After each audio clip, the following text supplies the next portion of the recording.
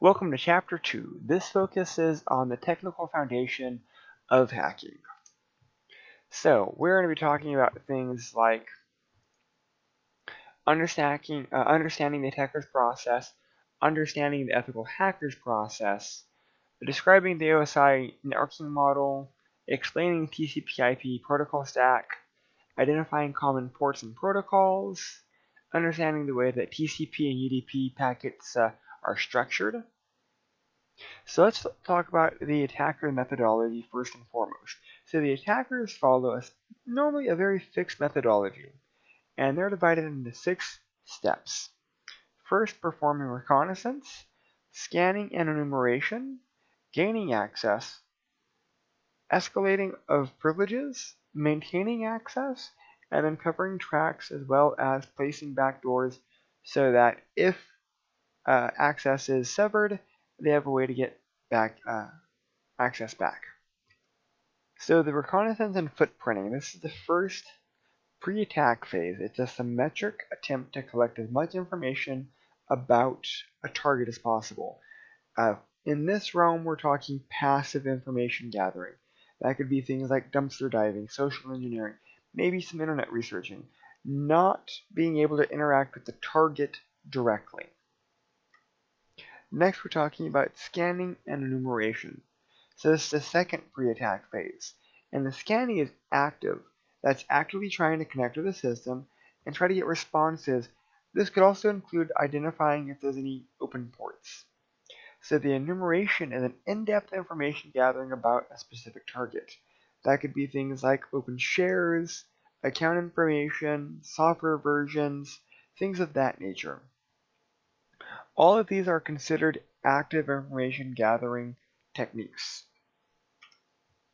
Next, gaining access. So once we've done our reconnaissance, once we've learned, now we're actually going to actively try to gain access.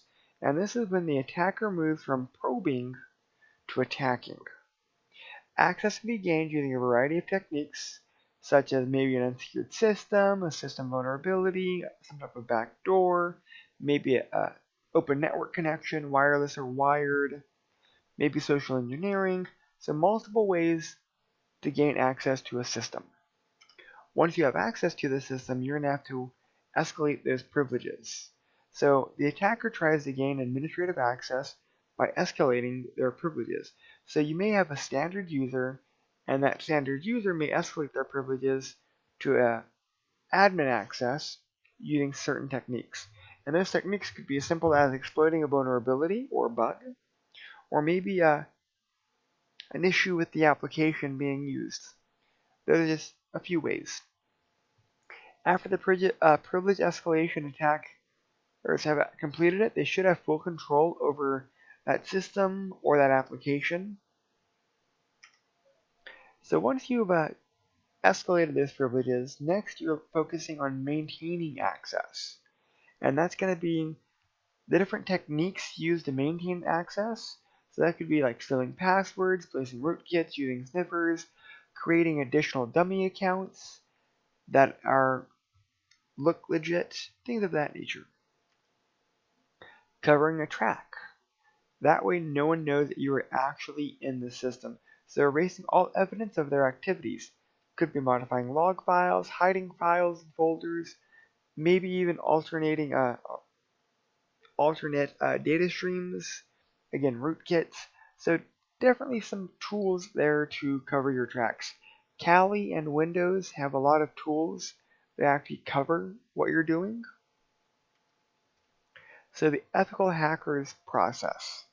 Follow a similar process, but again here we're looking at scope, permission, and we're looking at doing no harm. The goal is to assess the organization's strengths and weaknesses so that we can develop a better security methodology. And here we're talking 5 steps. We're talking assess, policy development, implementation, train, and auditing, and then repeat if necessary. So some of the methodologies that are out there are the NIST 800-115, the Octave, and the OSSTMM. These are just some methodologies that are out there that are commonplace. On to our networking concepts. In Networking Plus or a Cisco class or any type of course that's prepped you for networking, they've always described the 7 layers of the OSI: application, presentation, session, transport, network, data link, physical. Now we're actually having to revisit this model because we can start doing targeted attacks on certain layers. So once we understand what the layers do, we can then target those appropriate layers. TCP/IP protocol stack. And again, this is a 4-layered approach: application, host to host, internet, network access. And this protocol stack covers very specific types of protocols: IP, TCP/UDP, and ICMP. Those are just some of the main protocols that are used in TCP/IP. We want to start getting familiar with these protocols because that's how we can start leveraging certain types of attacks. If we're looking at the TCP/IP layer model, we could be looking at certain protocols in each layer. In the application layer, we could be talking about DNS, HTTP, HTTPS, SNMP, SNMTP, FTP, Telnet, SSH. These are all protocols used at this level. Moving on to our host-to-host layers, that's going to be understanding the TCP and UDP. Understand connection versus connections-oriented. Understand how these protocols communicate. Reliable versus unreliable communication, handshaking, things of that nature.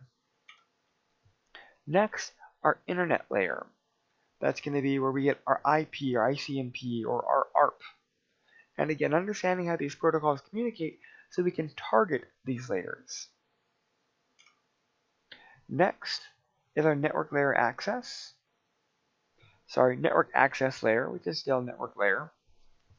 And this is talking about how our actual NIC functions, unicast versus multicast versus broadcast, how the MAC is used, how the MAC can be used to deliver local traffic, things of that nature. That way you can exploit things at the local level. And that's actually it for Chapter 2, a very basic bare bones summary to begin with. Thank you.